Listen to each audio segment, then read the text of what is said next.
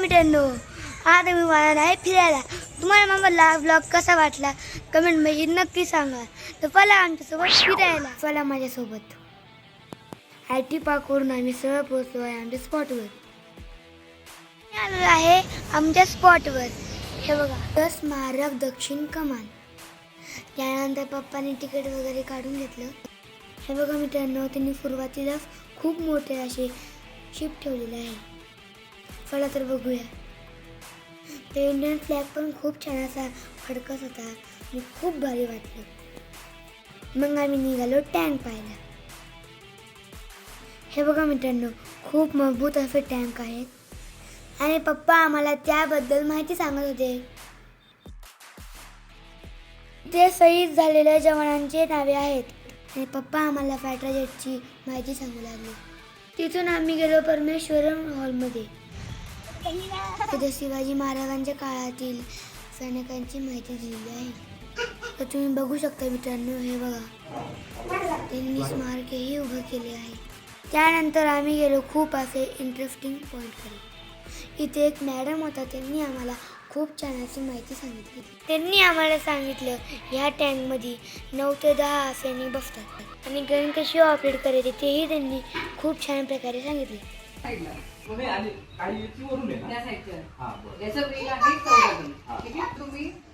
सर्व प्रकारच्या बुलेटची त्यांनी माहिती सांगितली.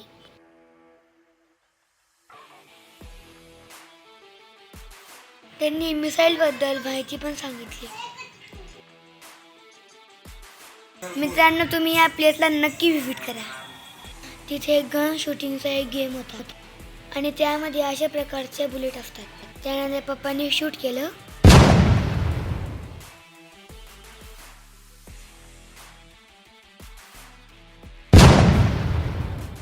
आणि मीही ट्राय केलं. माझी 2 निशाणे पण लागली. खूप मजा आली. त्यानंतर आम्ही गेलो सावधान कमांड म्युझियममध्ये. तिथं आपल्या भारतीय सैन्यातील सैनिकांचे कोणकोणते ड्रेस कोड असतात ह्याबद्दल देखील त्यांनी माहिती सांगितली.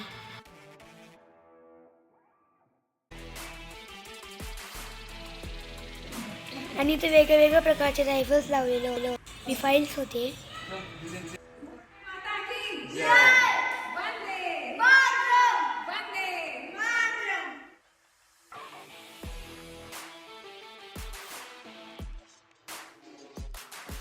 भारतीय सैनिकांना मिळणाऱ्या वेगवेगळ्या मेडल्सबद्दल माहिती पण सांगितली. त्यानंतर आलो आम्ही इथल्या रेस्टॉरंटला आईस्क्रीम घ्यायला, पण तिथं काउंटरवर कोणीच नव्हतं.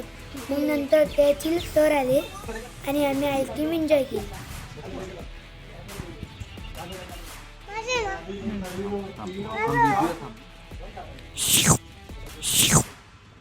मग आम्ही शिवाजी महाराजांच्या स्टॅच्यूचे दर्शन घेतले. त्यातील सैनिकांना सल्यूट करून आम्ही निघालो घरी. जय हिंद. मग तेथून जेवायला गेलो. तर हा होता माझा आजचा दिवस. नक्की भेट दे मित्रांनो. भेटूया नेक्स्ट ब्लॉगमध्ये.